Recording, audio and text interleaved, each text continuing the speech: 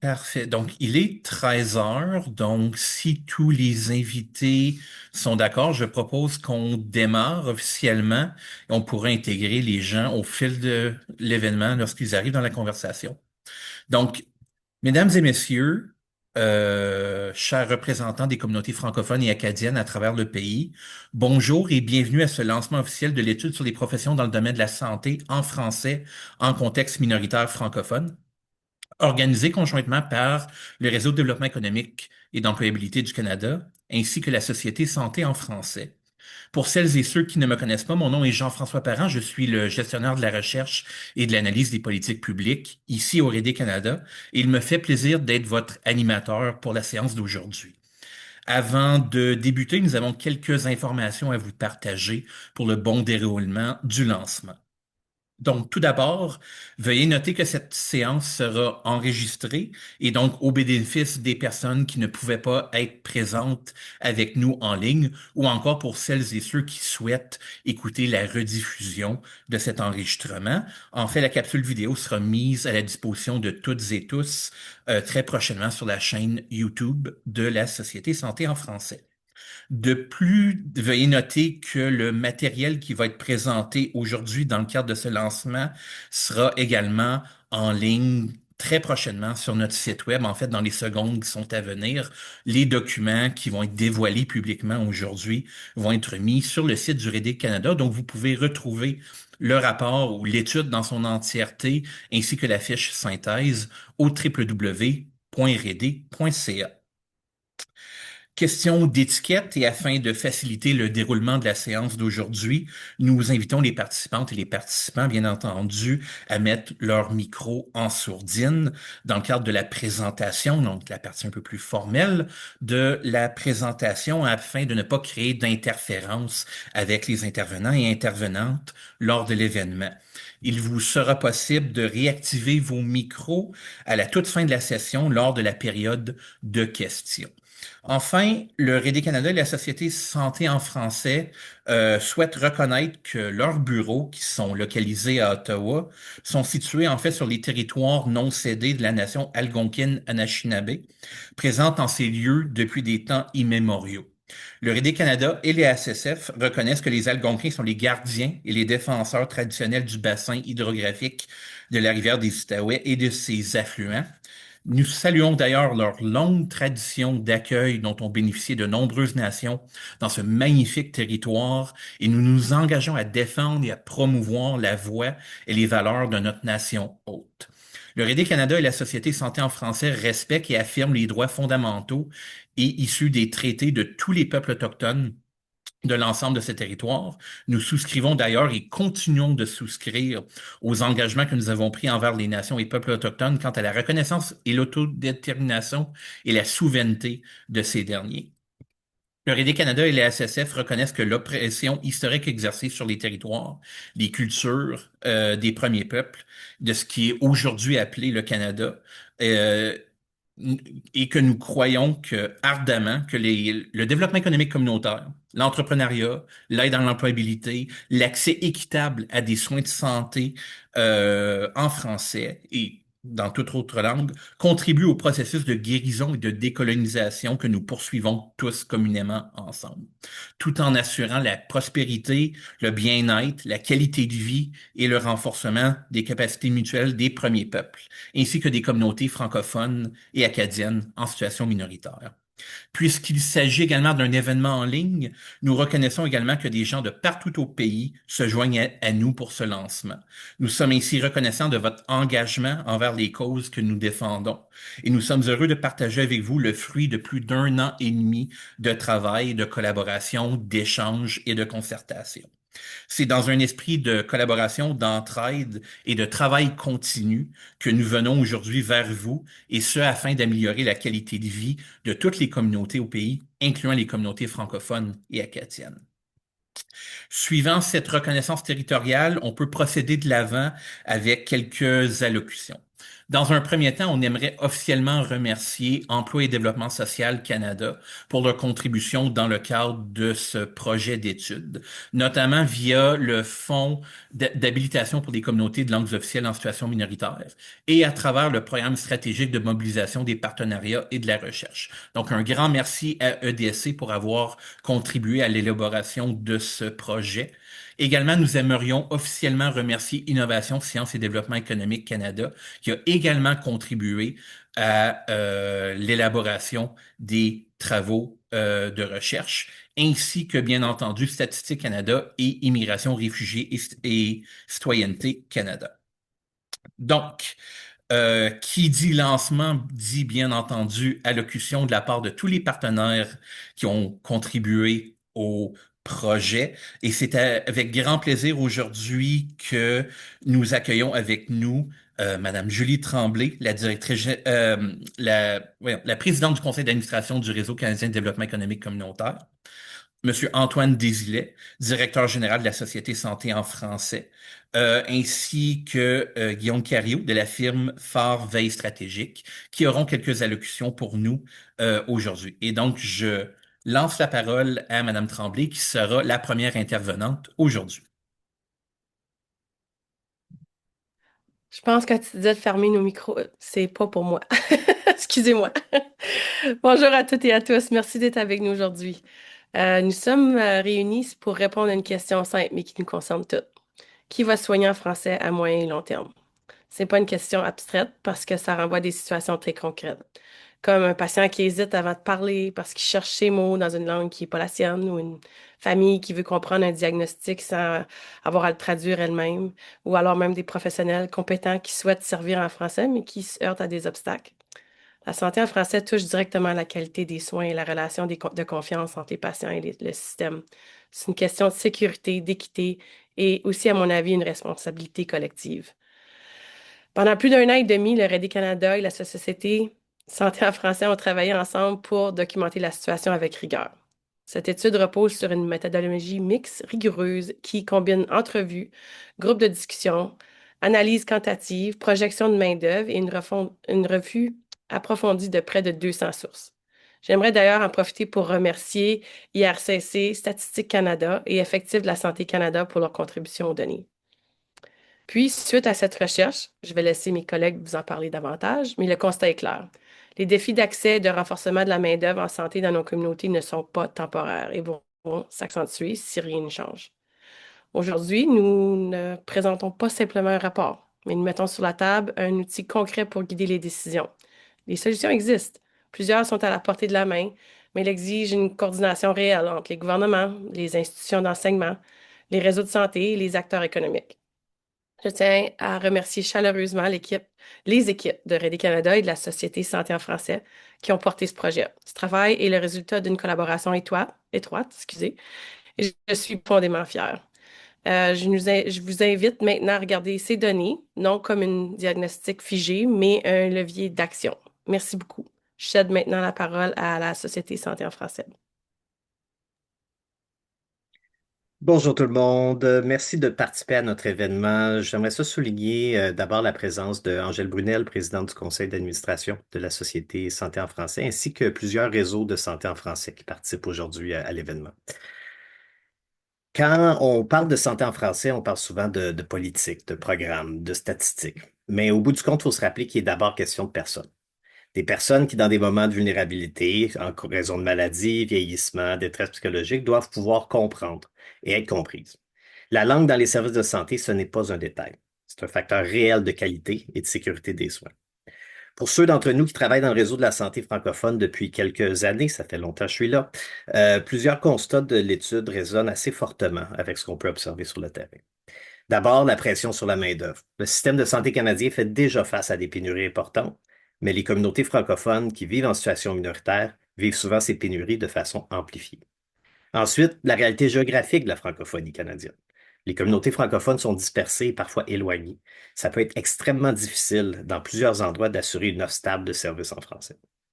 Un élément qui est particulièrement frappant dans le rapport de l'étude aujourd'hui, c'est la question des données linguistiques. Dans plusieurs juridictions, on ne sait même pas exactement combien de professionnels peuvent offrir des services en français. Sans cette information-là, c'est très difficile de planifier les services et d'organiser efficacement l'offre active. Pourtant, sur le terrain, on sait qu'il existe des professionnels capables d'offrir des services en français. Mais ils sont souvent peu visibles et parfois sur-sollicités. C'est précisément là que le rôle du réseau des réseaux de la Société Santé en français qui prend tout son sens. Ça fait plus de 20 ans qu'on travaille avec les communautés, les établissements, les gouvernements pour renforcer les services de santé en français là où ils sont le plus nécessaires, puis augmenter l'accès pour les communautés francophones en situation minoritaire. Notre réseau voit à chaque jour le potentiel qui existe sur le terrain, des professionnels qui sont engagés, des communautés qui sont mobilisées et des solutions innovantes qui émergent à partir du terrain. Un élément très important de ce projet-ci, c'est la collaboration avec Rede Canada. La santé, ça ne se limite pas au système de soins. Ça touche aussi l'économie, l'emploi, la vitalité des communautés. Quand une région manque de professionnels de la santé, ça affecte aussi la capacité d'attirer des familles, des travailleurs, des entreprises. C'est pourquoi c'est essentiel que les acteurs du développement économique et ceux du secteur de la santé travaillent ensemble pour trouver des solutions. Le véritable enjeu maintenant, ben, c'est de passer du diagnostic à l'action. L'étude nous donne des éléments importants pour essayer de planifier la relève, soutenir la formation, faciliter l'intégration de professionnels qui veulent servir en français. Mais surtout, ça nous rappelle qu'assurer l'accès aux services en français, services de santé en français, ben, c'est pas seulement une question linguistique. C'est une question d'équité, c'est une question de qualité des soins et de vitalité des communautés francophones. À la SSF, on voit ce rapport comme un outil important pour continuer à faire avancer notre travail collectif. Parce qu'au final, l'objectif est assez simple. Faire en sorte que partout au pays, les francophones puissent recevoir des services de santé dans leur langue quand ils en ont besoin. Merci d'être là aujourd'hui.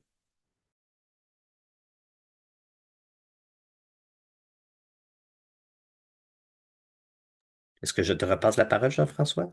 Ou à Guillaume? Je passe la parole à Guillaume. Oui, en fait, ça devrait être Guillaume, le prochain intervenant. Merci Guillaume, merci d'être là. Merci Jean-François, merci Antoine. Bien content de vous voir tous aujourd'hui. Donc Guillaume Cariou de chez Phare. Je suis directeur intelligence d'affaires et associé. Et c'est avec une grande fierté que je me trouve parmi vous aujourd'hui pour vous parler un peu plus en détail de notre approche pour la mise en place de ce portrait. Il convient de débuter avec des remerciements. Donc, merci beaucoup à RD Canada et à la Société Santé en français de nous avoir fait confiance durant ces longs mois. Je tiens à souligner la contribution importante de Jean-François Parent, Antoine Désilet et Lise Richard qui nous ont guidés et endurés pendant là encore 2 longs mois dans la mise en place de ce portrait. Je souligne aussi la contribution de nos curateurs externes, Émilie Pelletier, Emna Benjelili et Didier Dubois, qui nous ont guidés là encore sur certains aspects, notamment dans le traitement des données au niveau des ressources humaines. Ils ont été d'une aide très très précieuse.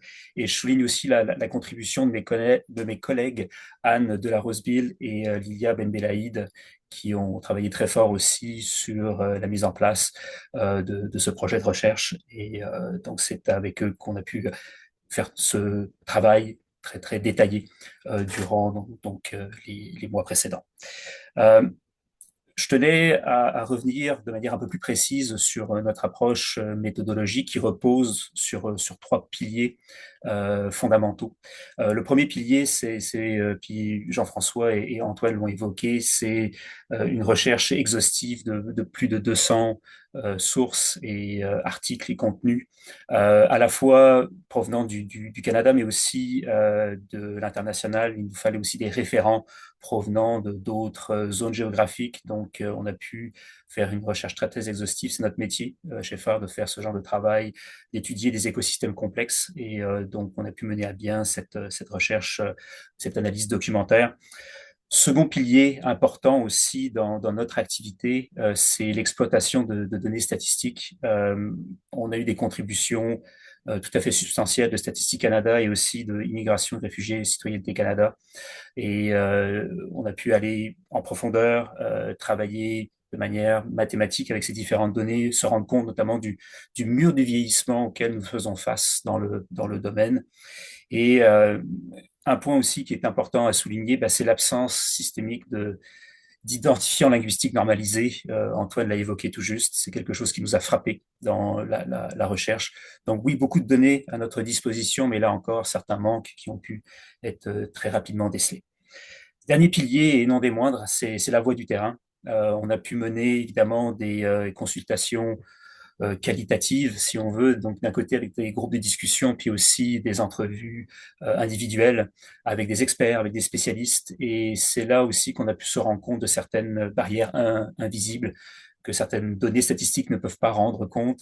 Par exemple, l'épuisement qui peut être lié au fardeau du bilinguisme. On a vu des gens qui évoquaient le fait que des travailleurs de la santé devaient parfois œuvrer dans d'autres spécialités que la leur, du fait uniquement de leur capacité à parler français, donc à accompagner certains malades. Donc là encore, c'est le genre d'état de fait qu'on a pu avoir en tête lors de nos échanges avec les différents intervenants au niveau individuel. Donc, trois sources majeures de données, la littérature, les macro-données, puis aussi l'expérience humaine, qui nous ont permis évidemment de bâtir ce portrait et de construire aussi avec nos différents intervenants une stratégie articulée autour de quatre leviers, une gouvernance nationale qui s'appuie sur des données probantes, une fluidité des parcours de reconnaissance des acquis, quelque chose qui est à bonifier à l'heure actuelle, une attraction ciblée de l'immigration et aussi une transformation numérique encadrée, là encore, qui pourrait, là encore, faciliter le travail des francophones en milieu minoritaire dans le domaine de la santé. Donc, je vous remercie de votre attention. Je sais qu'il y a une période de questions à la toute fin de nos différentes interventions, donc ça me fera plaisir d'échanger avec vous. Merci à tous. Merci à tous les intervenants qui ont participé à cette période d'allocution. Donc, pour les personnes qui sont en ligne avec nous, on a partagé dans la barre de clavardage le lien officiellement menant vers notre page de publication sur notre site web qui comprend notamment l'étude. Dans le fond, c'est le premier onglet de la liste de toutes les publications récentes et vous avez accès également aux autres recherches du RD Canada. Donc, je vais me permettre de partager l'écran pour que vous ayez un aperçu en primeur du document. Est-ce que vous voyez à l'écran sa fiche excellent?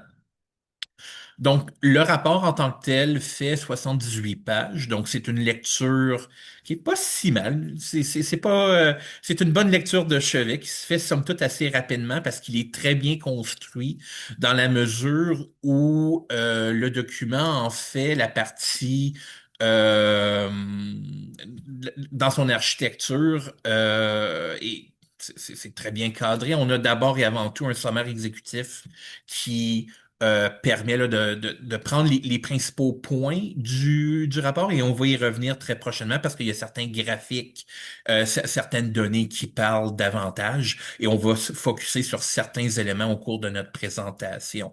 Donc, après les portions méthodologiques, on a bien sûr le diagnostic environnemental. Donc, c'est là où on regarde notamment l'état actuel de la main-d'œuvre francophone dans le domaine de la santé.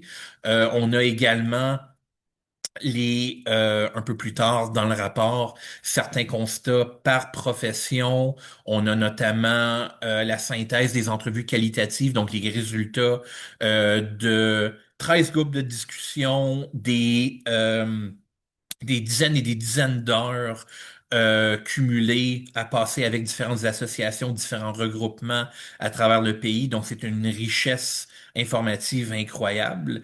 Et les parties qui pourraient intéresser plusieurs intervenants autour de la table, c'est bien évidemment la section recommandations, la stratégie opérationnelle qu'on propose de mettre de l'avant pour optimiser l'allocation des ressources humaines, la main-d'œuvre au pays, mais également on a cumulé des fiches par profession qui donnent le portrait le plus juste pour les 10 professions identifiées dans le cadre de ce rapport. Évidemment, on pouvait pas mettre de l'avant tout le système de la santé parce que ça aurait été un effort titanesque, mais on s'est concentré sur 10 professions en particulier qui sont au cœur du système et qui sont des priorités notamment pour les communautés francophones et acadiennes en situation minoritaire.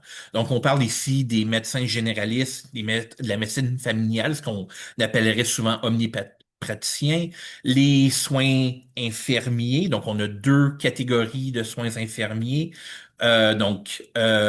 soins infirmiers autorisés et pratiques cliniques de soins infirmiers, qui sont deux catégories différentes. Donc la pharmaceutique, les psychologues, les travailleurs sociaux, les soins à domicile et soins aux bénéficiaires, ergothérapeutes, physiothérapeutes. Donc, dans l'ensemble, c'est des fiches qui nous permettent d'avoir une vue d'ensemble, notamment sur les bassins existants, sur les manquements identifiés par région géographique. Ça nous permet d'avoir une vue en profondeur de la réalité que traversent ces différentes professions à travers le pays, et on va donner quelques exemples un peu plus tard dans la présentation. Donc, le rapport dans son ensemble présente certains constats qui sont, euh, si on veut, euh, je vais prendre le mot drastique ici, dans la mesure où il y a plusieurs fragilités structurelles qui appellent à des réponses qui sont systématiques, coordonnées à la fois par les pouvoirs publics et par le milieu de la santé, ainsi que les associations qui œuvrent pour le développement communautaire dans son ensemble des communautés francophones. Plusieurs des réalités qui sont identifiées dans le cadre de ce rapport s'alignent notamment avec la publication récente du rapport du Sénat du Canada sur le système de santé en milieu minoritaire. Donc, quand deux rapports disent exactement les mêmes conclusions, il y a lieu de sous-entendre qu'il y a une réalité sous-jacente qui est réelle et à laquelle il faut s'attaquer collectivement. Et donc, de façon plus détaillée, en quoi consiste le rapport? Eh bien, c'est une analyse non seulement de la situation actuelle que vivent les professions dans le domaine de la santé, donc par exemple les déficiences au niveau géographique, il y a certains bassins qui sont sous-utilisés, mais c'est également une analyse des projections à long terme, donc on parle dans les 10 prochaines années, horizon 2035, quelle sera la situation dans 10 ans. Ce que le rapport nous indique, c'est que plusieurs professions en tant que telles sont au-delà des seuils recommandés pour maintenir certains bassins existants de professionnels. Dans la plupart des cas, on parle de bassins qui doivent être en deçà de 20% de professionnels qui sont près de l'âge de la retraite, donc 50-55%, 55 ans. Mais beaucoup de ces bassins-là, en fait, sont en surplus. Donc, on a une population professionnelle en milieu minoritaire francophone qui s'en vient très vieillissante. Par exemple, dans certaines professions, c'est du 22-22,5%. Dans certaines autres professions, on va jusqu'à 40 ou 41% des effectifs qui sont près de l'âge de la retraite. Et donc, il y a un choc systématique qui approche à l'horizon. Et en tant que société, on doit notamment réaliser qu'il y a un roulement de personnel, il y a des solutions qui doivent être mises en place afin de pallier justement certains manquements dans l'offre de services. Notamment, le rapport illustre là, dans le cadre de certaines professions particulières des écarts qui existent déjà sur le terrain. Dans certains cas, c'est juste qu'il y a, par exemple, 10% des effectifs qui sont en vacances. Donc, c'est-à-dire qu'il y a pas nécessairement certains postes qui sont comblés. À cela s'ajoute une croissance de l'écart dans les prochaines années où on aura des départs à la retraite, des vacances, plus différentes difficultés reliées, par exemple, au recrutement, à la reconnaissance des titres professionnels obtenus de l'étranger et vers ce quoi cela débouche. En fait, c'est une inadéquation entre les entrées et les sorties dans l'ensemble des professions étudiées. Et donc, l'écart se creuse avec le temps. Ce qui nous amène à penser que certaines solutions doivent être mises de l'avant. Par exemple, l'axe 4 de notre euh, rapport, quand ça vient aux perspectives de recommandation, illustre toutes les solutions technologiques qui peuvent être mises en place. L'intégration plus grande de l'intelligence artificielle, l'intégration de la télémédecine, donc certaines solutions qui peuvent être mises de l'avant. Au niveau des ressources humaines, il faut revoir probablement le recrutement, favoriser davantage l'aspect bilinguisme pour attirer justement une main-d'œuvre qui autrement passerait inaperçue. Donc, il y a certaines solutions qui sont proposées de l'avant dans le rapport qui justement permettraient une coordination nationale. Bien sûr, il faut que les paliers de gouvernement, les organismes sur le terrain et le secteur de la santé travaillent ensemble. Et c'est cet esprit-là de collégialité, de concertation nationale qu'on met de l'avant pour pallier aux défis, non seulement d'aujourd'hui, mais de demain également. Donc, je vous invite à lire le rapport dans son intégralité. Il est disponible en ligne sur notre site web. Il va être également disponible sur nos réseaux sociaux. Et au-delà du simple mur du vieillissement en tant que tel, il y a toutes sortes d'autres thématiques qui sont abordées, qui sont vraiment intéressantes d'un point de vue donné. Il y a notamment l'aspect de la fracture géographique où on a une dichotomie entre, par exemple, les portions est et centre du pays versus l'ouest et le nord.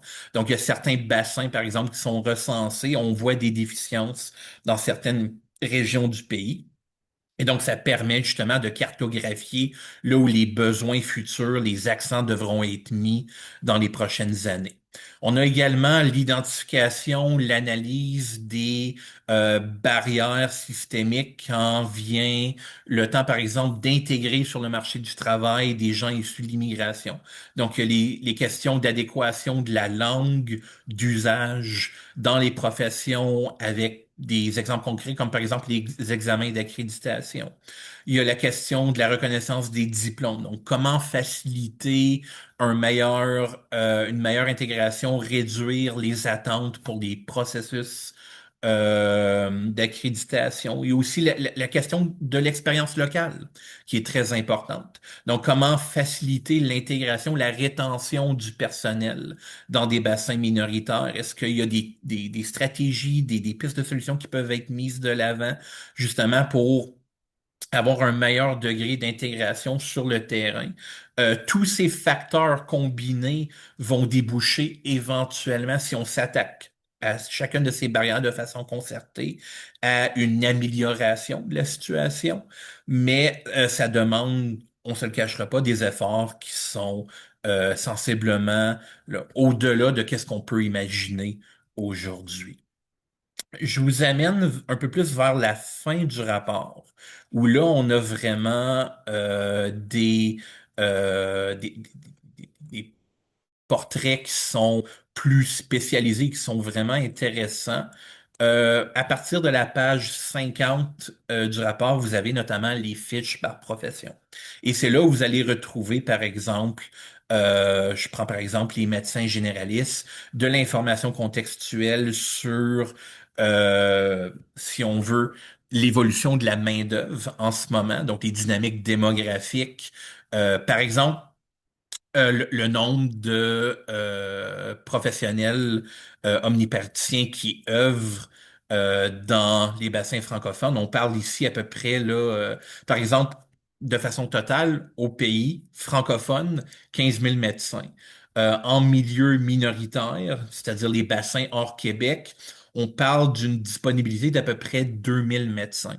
Donc, c'est pas nécessairement suffisant pour combler à la demande. D'autant plus que si ma mémoire est bonne, d'après mes notes, euh, il y a quand même, on parle de 18% des médecins qui ont techniquement 50 à 55 ans et plus, et donc qui vont prendre leur retraite. Donc, du 2000, le bassin va réduire éventuellement. Donc, comment est-ce qu'on comble cet écart? C'est le genre de données qu'on a mis de l'avant et auxquelles on veut proposer des solutions qui sont réalisables et qui sont tangibles d'un point de vue de politique publique. Et les constats ont été faits pour chacune des professions identifiées. Donc, vous avez des fiches, par exemple, pour les soins infirmiers autorisés, qui donnent également les dynamiques au niveau de la croissance de la main-d'œuvre, les effectifs totaux, qu'est-ce qui manque sur le terrain. Vous avez également pour La pratique clinique, donc les soins pharmaceutiques, c'est la même dynamique et tout identifié par le système des codes national, la classification nationale des professions. Donc, pour chacun des bassins, en fait, vous avez le code associé qui permet d'identifier clairement de quel bassin spécifique on parle, à ne pas confondre avec d'autres professions qui sont connexes. Donc, même chose pour les psychologues, travail social, soins aux bénéficiaires, maintien à domicile, ergothérapeute, physiothérapeute, et à la toute fin, vous avez bien entendu la bibliographie qui donne accès à toutes les ressources qu'on a utilisées dans le cadre de ce projet. On l'a mentionné précédemment, c'est plus de 200 sources de données statistiques, de rapports, d'articles de recherche, de témoignages qui ont été utilisés dans le cadre de ce projet. Donc, c'est quand même des efforts qui sont quand même considérable en termes là, de validité de l'information, en termes de sérieux. C'est un des plus gros projets dans ce secteur d'activité qui est entrepris dans les dernières années. En accompagnement à ce document, vous avez également la fiche synthèse qui permet un résumé là, en quelques pages des grands constats du rapport. Donc, la fiche synthèse, c'est un élément important pour des personnes qui sont dans le domaine de la santé en français ou dans le secteur communautaire, qui souhaitent justement aller voir les élus, qui veulent être des porte-parole de cette cause pour justement faire soit du renforcement de capacité dans les provinces et territoires de la francophonie canadienne, qui veulent soit, par exemple, nous aider à porter le message. C'est un outil de communication politique qui est vraiment intéressant et qui, on l'espère, vous sera utile dans vos actions que vous menez. Donc, les documents sont en ligne en ce moment sur notre site web. Ils vont être également partagés sur nos réseaux sociaux. Et on espère pouvoir faire vivre ce rapport dans les prochaines semaines, dans les prochains mois, en vous engageant avec le contenu. On est heureux là, d'apprendre qu'on a eu plusieurs sollicitations médiatiques dans le cadre de ce rapport. On est vraiment fiers de sa lancée et on espère que c'est le début, en fait, d'une transformation systémique là, du secteur de la santé pour améliorer la prestation de service, améliorer la qualité des soins et améliorer la rétention du personnel sur place en donnant donner les outils nécessaires. Je vais peut-être rapidement laisser la parole à certains de mes collègues qui sont autour de la table, soit Fort ou soit la Société Santé en français. Aviez-vous des commentaires, des choses à ajouter avant qu'on débouche vers la période de questions? Simplement mettre l'emphase sur ce que tu as déjà nommé, Jean-François, au niveau des alignements entre le rapport qui est sorti du comité sénatorial permanent des langues officielles. Quand on compare les recommandations qu'on met dans notre rapport, c'est assez bien aligné avec ce qui est là. J'espère que ça va donner de l'énergie pour amener les changements dont on a besoin. Il y a clairement un alignement là, sur les demandes et les stratégies à déployer. Donc, important à s'en souvenir. Merci de la présentation, Jean-François. Ça fait plaisir. Et Guillaume, aimerais-tu ajouter quelque chose avant qu'on passe à la période de questions? Peut-être rappeler l'apport très important en fait des différents intervenants, les gens qu'on a pu avoir en entrevue, qui ont fait part de certaines réalités terrain, que ce soit dans les provinces maritimes, que ce soit dans l'Ouest. Donc ça nous a permis d'apporter une couleur à ce rapport, au-delà des statistiques, au-delà de la revue de littérature. J'aime croire que la vraie valeur de ce qu'on a pu aller chercher auprès de ces personnes est bien reflétée à travers le rapport et à travers ses conclusions. Donc, merci encore à tous les participants qui nous ont appuyés durant ces derniers mois. Excellent. Donc, on est un petit peu à l'avance par rapport à l'horaire. On s'était dit on donnerait un 10-15 minutes de plus Mais on a passé au travers des explications de façon très rapide. Donc, j'ouvre peut-être la période de questions si jamais il y a des journalistes dans la salle ou si jamais il y a des intervenants qui souhaiteraient prendre la parole pour nous poser des questions à propos de l'étude. C'est le moment ou jamais. Je vous invite à soit utiliser la fonction clavardage ou encore à lever la main et on pourra ainsi vous donner la parole. Je vois qu'en premier lieu, nous avons Pascal Vachon qui a levé la main. Donc, la parole est à vous. Oui, bonjour, c'est Pascal Vachon, journaliste pour TFO. Ma première question, ça concernerait, j'ai lu le rapport, etc. Puis vous parlez beaucoup qu'il va y avoir une pénurie là, qui va s'aggraver dans les prochaines années. Je sais qu'il y a un graphique là, qui dit le besoin là, au niveau de la santé, puis qui parle de la main-d'œuvre qui va être disponible. Là. Je ne sais pas si vous savez à quel graphique je fais référence, mais dans le fond, ma question, c'est de savoir, est-ce que vous êtes capable de chiffrer un peu la pénurie vers laquelle on s'en va? Est-ce qu'on parle de, je sais pas, de dizaines de milliers? Est-ce qu'on parle d'on va perdre la main-d'œuvre qui chiffre dans des pourcentages? Est-ce que vous seriez capable un peu de la chiffrer, là, cette pénurie de main-d'œuvre que vous parlez là, au cours des prochaines années, là? Je vais peut-être démarrer le bal, puis après ça, je laisserai certains de mes collègues répondent. Ça va varier d'une profession à l'autre.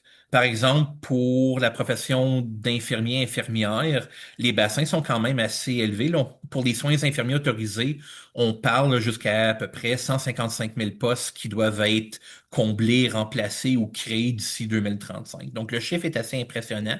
De cette proportion-là, il y en a une grande partie qui sont bien évidemment en contexte minoritaire francophone. Donc, puis les bassins vont varier d'une province à l'autre. Puis ça revient à l'élément là, de dichotomie régionale qu'on parlait précédemment. Donc, il y a certains bassins qui sont bien évidemment très en demande en Ontario, Nouveau-Brunswick, Nouvelle-Écosse. Mais il faut pas oublier certaines réalités dans l'Ouest ou dans le Nord également. Souvent, les défis d'intégration font en sorte qu'on perd certains ou certaines professionnels qui migrent soit vers les centres urbains, et donc, la question de la régionalité est aussi importante dans la mesure où il y a des bassins qui ne peuvent pas être comblés dans des régions très éloignées, nordiques, etc. Donc, je dirais que oui, on peut le chiffrer, mais ça va varier grandement d'une profession à l'autre, puis en fonction de la disponibilité des données également. Donc, c'est dur de répondre pour l'ensemble, mais si je peux donner des exemples concrets, par exemple, pour certaines professions, c'est plusieurs dizaines de milliers. Oui, effectivement. OK, Je en sais pas relance, si... j'aurais une deuxième question. Ça serait, tu sais, à plusieurs reprises, vous parlez dans le rapport de la pérennité des services en français. Vous dites que, tu sais, c'est menacé par cette pénurie de main-d'œuvre. C'est quand même un constat choc dans le sens que, est-ce que vous êtes en train de dire que dans certains endroits au pays, ça sera même plus possible de se faire ou de trouver quelqu'un, un médecin, un infirmier ou peu importe, quelqu'un en santé dans les prochaines années à cause de cette pénurie de main-d'œuvre? Donc, j'aimerais un peu vous entendre ce constat-là, là, tu sais. Est-ce que c'est une réalité qui pourrait survenir? Peu importe qui, là. Je pourrais peut-être prendre cette question-là, Jean-François. C'est présentement la réalité dans beaucoup d'endroits au pays où les ressources humaines en santé francophones ne sont pas accessibles, ne sont pas existantes. Il y a une proportion significative de francophones qui n'ont tout simplement pas accès à des services dans leur langue. Donc, ce que vous décrivez, c'est déjà la situation dans beaucoup d'endroits.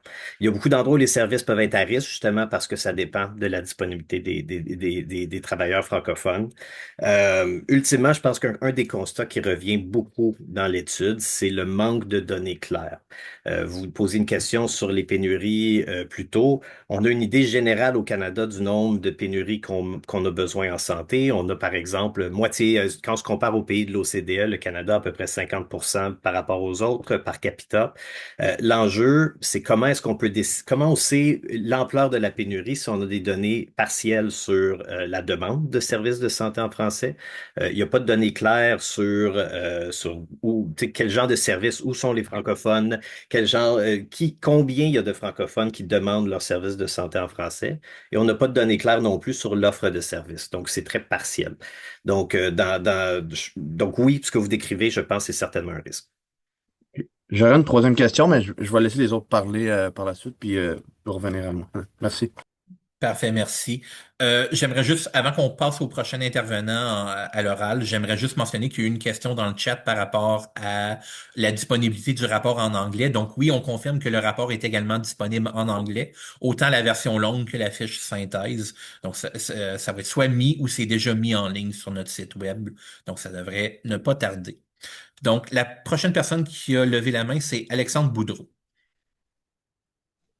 Bonjour, je suis journaliste pour l'Acadie Nouvelle au Nouveau-Brunswick. J'aimerais savoir si vous avez des conseils pour un gouvernement provincial comme celui du Nouveau-Brunswick, par exemple, j'ai vu certaines des recommandations dans votre rapport. Le gouvernement du Nouveau-Brunswick recrute déjà à l'international pour sa force de travail francophone en santé, puis a déjà essayé dans les derniers mois d'abattre des obstacles à l'intégration des immigrants. Donc, je ne sais pas si vous avez des conseils pour un gouvernement comme celui du Nouveau-Brunswick. Je peux peut-être répondre. Je ne sais pas si ça s'applique spécifiquement au Nouveau-Brunswick ou à des gouvernements provinciaux en général. Un des obstacles là, qui empêche la reconnaissance des diplômes, c'est les tests linguistiques de langue anglaise dans beaucoup d'endroits. Il faut avoir une certaine proficience pour parler anglais, pour même rentrer dans un parcours de reformation ou d'accréditation voyons, de titre de compétences à l'étranger. Moi, je suggérais de considérer les langues comme une compétence professionnelle. Une compétence professionnelle qui est reconnue, une compétence professionnelle qui est aussi enseignée et qui est évaluée à la fin du parcours de reformation, hein, ou plutôt qu'agir comme un obstacle au début. En fait, ce serait de reconnaître les langues parlées comme une compétence de travail qui est valorisée, et puis après ça, de s'assurer d'un jumelage avec les patients francophones. Merci. J'aimerais aussi savoir si, au fur et à mesure que la pénurie va s'aggraver, on peut penser que les provinces vont se faire compétition en termes de recrutement euh, du peu de personnel qui reste puis qui est formé. J'aimerais savoir si vous pouvez voir des façons d'éviter ça, un peu, ce problème-là à la grandeur du pays. Quelle question, hein? Est-ce que la question, elle est très bonne, en fait. On voit déjà une compétition au niveau de l'effectif de santé d'une province à l'autre. Il y a des pénuries dans toutes les provinces, puis on cherche à recruter un peu partout. Ultimement, je pense que dans le rapport, on propose certaines approches pour s'assurer qu'il y a suffisamment de travailleurs, que ce soit au niveau d'augmenter la formation, évidemment, d'avoir une bonne reconnaissance, une meilleure reconnaissance des titres de compétences étrangers. Ultimement, dans un système de pénurie, je pense que la compétition est un peu une dynamique qui est un peu inévitable. Moi, peut-être l'argument que je ferais, c'est dans un contexte de pénurie, il faut essayer d'aller chercher le maximum de bénéfices de notre effectif de la santé. Tant aussi longtemps qu'on ne captera pas de façon systémique la langue des professionnels, il y a une capacité au sein de nos services de santé qui n'est pas utilisée présentement. Le Statistique Canada sortait, il y a à peu près 160 000 travailleurs de la santé qui parlent le français au Canada, mais à peu près moins de la moitié l'utilisent couramment.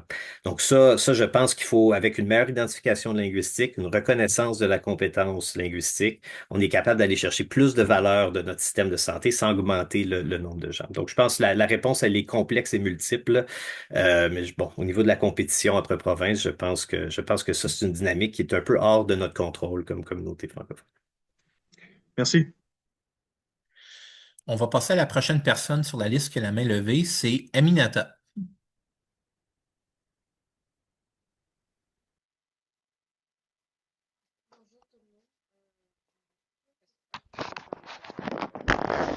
Est-ce que vous m'entendez maintenant? Maintenant, oui. Parfait. Bonjour tout le monde. J'aimerais vous remercier pour la présentation. Elle était très, très enrichissante. Lors de la présentation, j'ai remarqué, vous avez parlé de bassins. Donc, moi, j'aimerais savoir, ces bassins, ce sont des postes qui sont déjà disponibles ou ce sont des postes qui sont comblés par province? Et est-ce que ces postes-là sont forcément en milieu minoritaire francophone? Est-ce que Guillaume aurait la réponse à cette question? Ça touche un peu la méthodologie utilisée dans l'étude. Effectivement, donc ce sont des bassins qui sont au niveau des besoins qui sont au niveau de la francophonie, côté francophone. Après, on remarque qu'on n'a pas eu une très grande granularité au niveau des régions. Donc, on a des bassins qui sont davantage calculés du côté des professions au sens large du terme, mais au niveau de certaines régions, niveau géographique, là, il y a clairement un manque de données, ce que Antoine évoquait un peu plus tôt. Donc, c'est ça. On a certaines limites à l'intérieur de la recherche que nous avons pu effectuer. Donc, si je comprends bien, ça veut dire que les bassins dont vous parlez, ce sont des postes à combler. Oui, c'est bien ça. Ok, merci.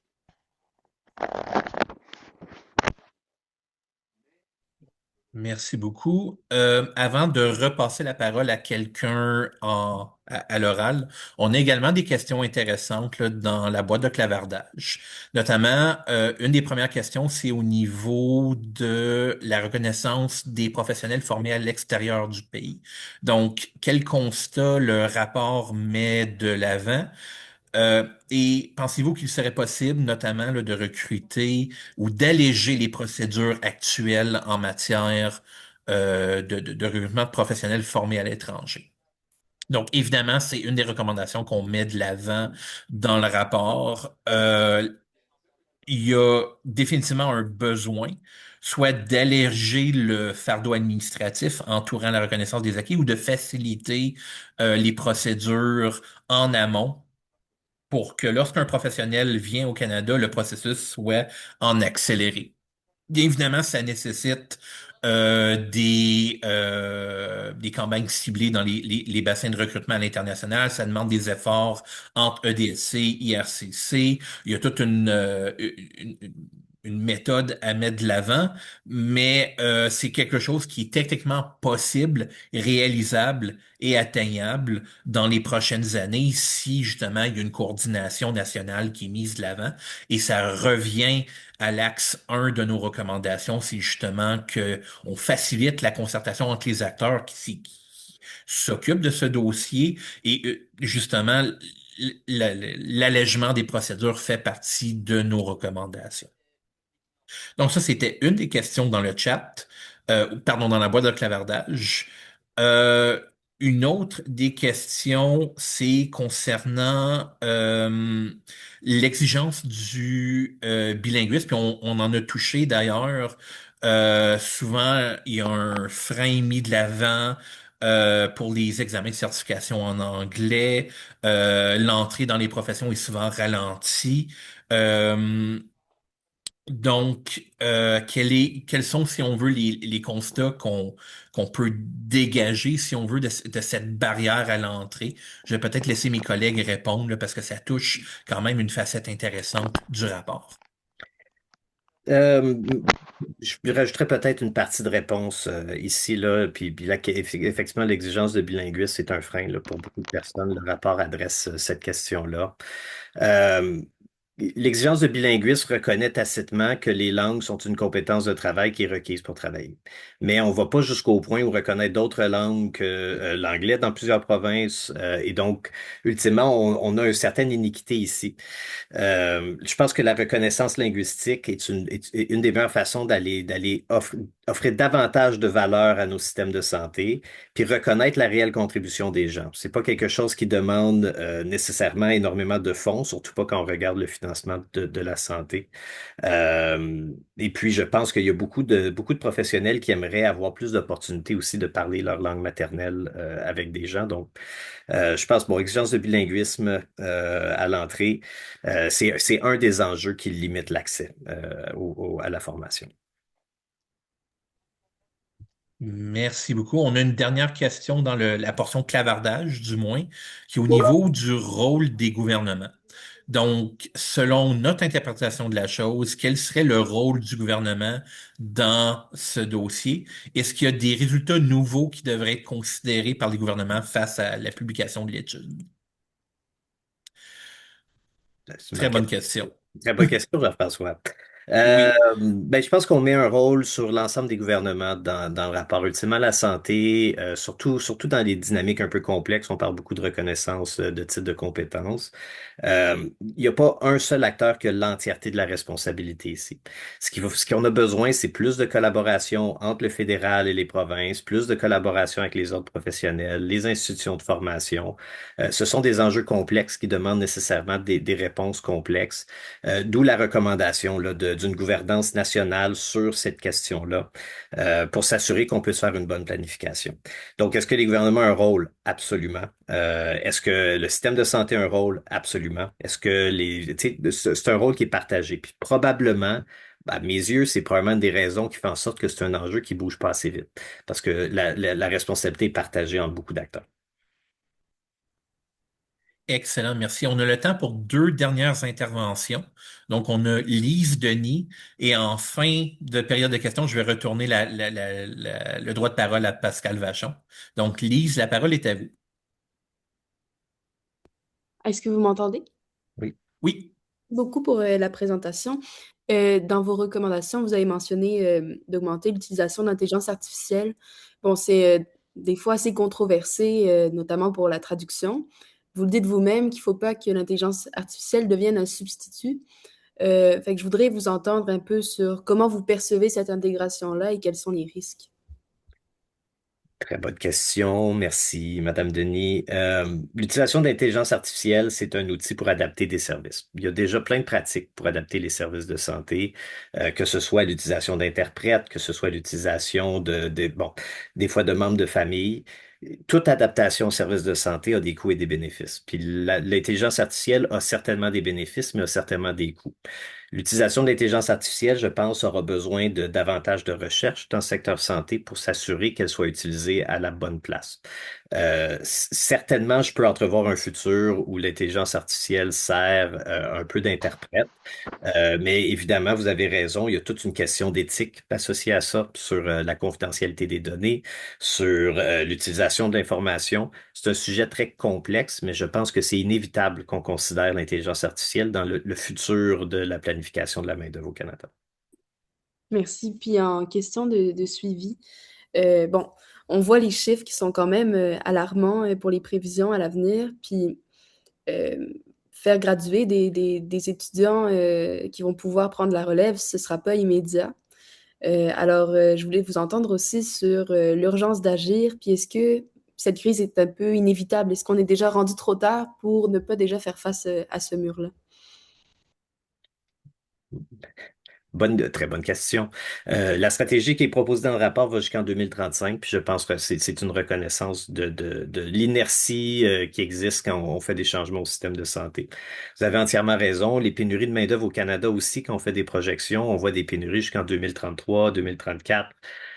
Donc, je pense que la question est des bonnes. Ça me rappelle un peu l'adage là, de dire le meilleur moment pour planter un arbre, c'était hier, ou puis le deuxième meilleur moment, c'est aujourd'hui. Il faut qu'on commence à quelque part. Puis je pense que si on est capable de commencer dès maintenant, ben la pénurie va pouvoir terminer un peu plus vite. Mais effectivement, ce sont des enjeux long terme. La formation prend du temps, et puis la reconnaissance des titres de compétences prend du temps. Ultimement, ce qu'on cherche à éviter, c'est que cette pénurie-là devienne la normale. Merci beaucoup. Merci, Antoine. Et enfin, une dernière question. Je redonne le droit de parole à Monsieur Vachon.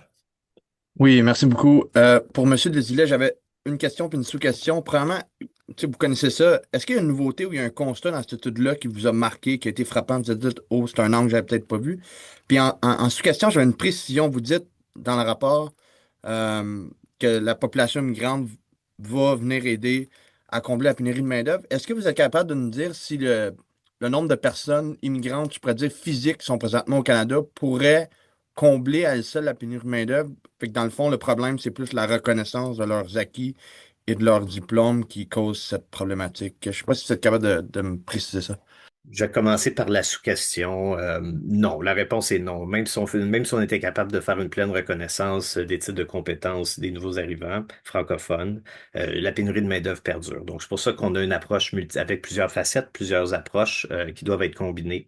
Quelque chose qui m'a surpris, bonne question, bonne question. Je me suis pas euh, peut-être l'ampleur du gouffre, je ne sais pas si c'est la bonne façon de le prononcer. Il y a un manque flagrant de données à tous les niveaux. Puis on voit la difficulté. Fort a fait un travail remarquable, mais je pense que c'était un travail très difficile.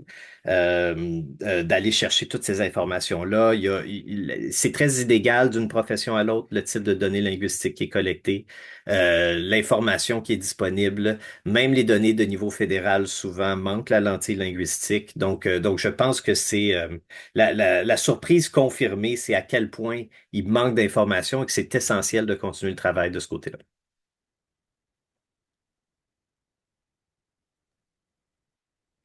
Merci beaucoup, Antoine. On a une dernière question qui s'est ajoutée dans la boîte de clavardage et après coup, on va pouvoir clore la séance d'aujourd'hui. Donc, la question va comme suit. Au Manitoba, plusieurs professionnels formés à l'extérieur du Canada maîtrisent très bien le français, mais rencontrent des difficultés au niveau de l'anglais. Serait-il envisageable, et là j'imagine ici que c'est d'un point de vue de politique publique, de recruter uniquement en français dans certains cas en particulier? Donc ça, c'est une question épineuse. Ben, on nommait que la connaissance de l'anglais est souvent une barrière pour les nouveaux arrivants francophones. Donc certainement, l'utilisation de l'anglais fait en sorte donc pour avoir un stage, il faut parler anglais. Pour pouvoir travailler, donc je pense que ça pourrait certainement être une solution envisagée. Je sais que le Manitoba présentement est dans des processus de consultation pour en faire une province véritablement bilingue. Je pense que dans certains cas, on a besoin d'avoir des politiques publiques qui permettent de renforcer l'équité. L'équité, c'est pas toujours d'avoir des mesures égalitaires entre tous les groupes, mais c'est de s'assurer de mettre en place les mesures qui vont générer des bénéfices semblables. Donc, je pense que oui, ça pourrait certainement faire partie de la solution. Cependant, ça demande des chantiers qui vont impliquer les ordres professionnels, qui vont impliquer les gestionnaires en santé, les professionnels eux-mêmes. Ce sont de grands chantiers, mais je pense que c'est certainement quelque chose qui doit être considéré. Et voilà. Donc, on approche 14 heures. On va mettre bientôt fin à la session d'aujourd'hui. Donc, au nom du Réseau de développement économique et d'employabilité du Canada, ainsi que de la Société Santé en français et de phare, on vous remercie d'avoir assisté à cet événement virtuel. Donc, pour les intéressés, ceux qui voudraient réécouter l'enregistrement ou la distribuer dans leur réseau au cours des prochains jours, là, au maximum dans les 10 jours ouvrables, l'enregistrement sera mis en ligne sur la chaîne YouTube de la Société Santé en français, donc vous y aurez accès et on vous encourage à partager l'enregistrement. On vous encourage également à aller consulter le document en ligne, à le rediffuser sur les réseaux sociaux, à commenter. Si jamais vous avez également des questions techniques par rapport à des aspects recherche, les données, les manquements ou peut-être des pistes concrètes de recherche futures que vous aimeriez nous partager, n'hésitez pas à nous faire parvenir un courriel. Au niveau du REDE Canada, vous pouvez nous rejoindre à info@rede.ca. Et au niveau de la SSF, l'adresse où on peut vous rejoindre? Info à commercial santéfrançais.ca. Donc, n'hésitez absolument pas. Aussi, c'est disponible sur le site web de la SSF au www.santéfrançais.ca. Toutes nos coordonnées sont là aussi. Excellent.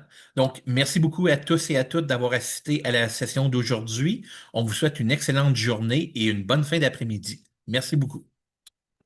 Merci tout le monde. Bonne journée.